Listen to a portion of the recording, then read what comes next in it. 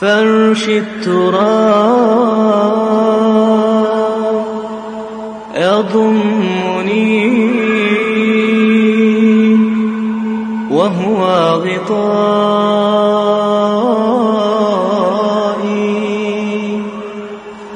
حول الرمال تلفني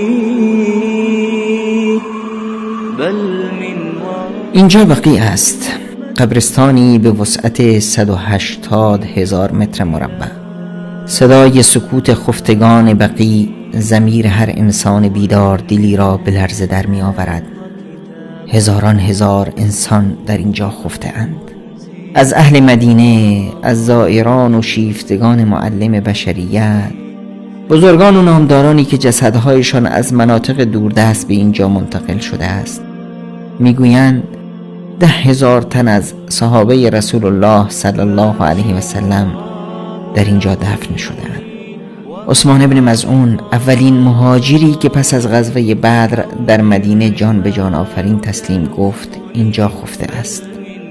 اسعد بن زراره اولین انصاری که در بقیع دفن شد. عثمان بن عفان داماد رسول الله صلی الله علیه و سلم، عبدالله بن مسعود، عبدالرحمن بن عوف و هزاران صحابی دیگر اینجا خفته اند. ابراهیم فرزند رسول الله صلی الله علیه و سلم، رقیه و فاطمه دختران پیامبر، فاطمه بنت اسد مادر علی، حسن ابن علی نوه پیامبر و علی ابن الحسین زین العابدین، محمد الباقر، جعفر الصادق، عبدالله ابن جعفر، عقیل ابن ابی طالب و 10 تن دیگر از اهل بیت مصطفی صلی الله علیه و سلم در زیر این خاک خفته اند. عایشه و سایر مادران مؤمنان به جز میمونه و خدیجه که در جنت المعلا در مکه مکرمه است در اینجا دفن شده اند. رسول الله صلی الله علیه و سلم هر چند گاه سری به اینجا می زدند و برای خفتگان اینجا دعای مغفرت می کردند. در آخرین روزهای زندگی مبارک قبل از انتقال یافتن به رفیق اعلا به اینجا آمدند و برای اهل بقیع دعای مغفرت کردند. به ما نیز آموختند که چنین بگوییم: السلام علی اهل الدیار من المؤمنین والمسلمین، یرحم الله المستقدمین منا والمستأخرین و انا ان شاء الله بكم للاحقون. سلام بر ساکنان این دیار از مؤمنان و مسلمانان، رحمت الهی بر مردگان ما و بر آنان که در راهند بادا. ما نیز ان شاء الله به شما خواهیم پیوست. خوشا به حال شما خفتگان بقیع که ان شاء الله رسول الله صلی الله علیه و سلم روز قیامت در حق شما شفاعت خواهند کرد. از آن حضرت آمده است که فرمودند: من استطاع ان یموت بالمدینه فلیفعل فانی اشفع لمن یموت بها. اگر در توان کسی بود که در مدینه وفات کند در مدینه بمیرد، چرا که من برای مردگان مدینه شفاعت خواهم کرد.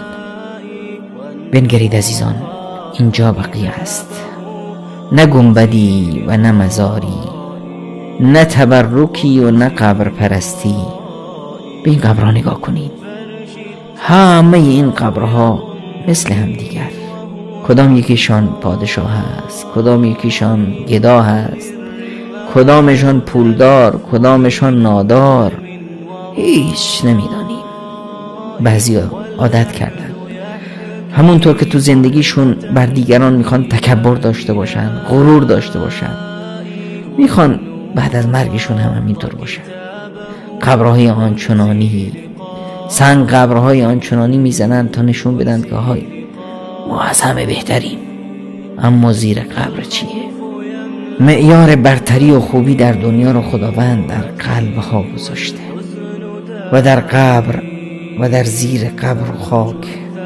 معیار برتری با این مشخص میشه که آیا این قبر باغچه‌ایست از باغچه های بهشت یا گودالی از گودالهای جهنم. اینجا قبرستان بقیع است، قبرستانی که به ما درس میده که اولا قبر پرست نباشیم، مزار پرست نباشیم، صحابه پرست و اهل بیت پرست و امامزاده پرست نباشیم، خدا پرست باشیم، تنها خدا را بپرستیم و قبرهامون رو اینطور ساده، همونطوری که رسول خدا صلی الله علیه وسلم میخواست بکنیم. قبرمون قصر نشه، قصرمون جهنم نشه. خدایا بار الها ما را ببخشا، از گناهانمون در بگذر، از این برادرانمون خواهرامون که تو بقیع خفته اند خدای از اینا در بگذر. خدایا ما را از اجر اینها محروم نکن.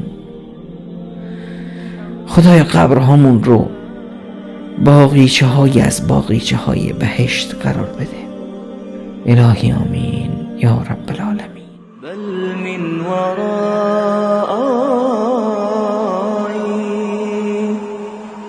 واللحد يحكي ظلمة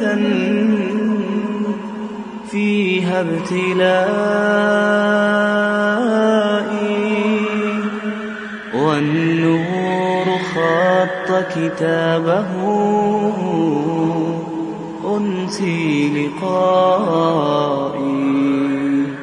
أنسي لقائي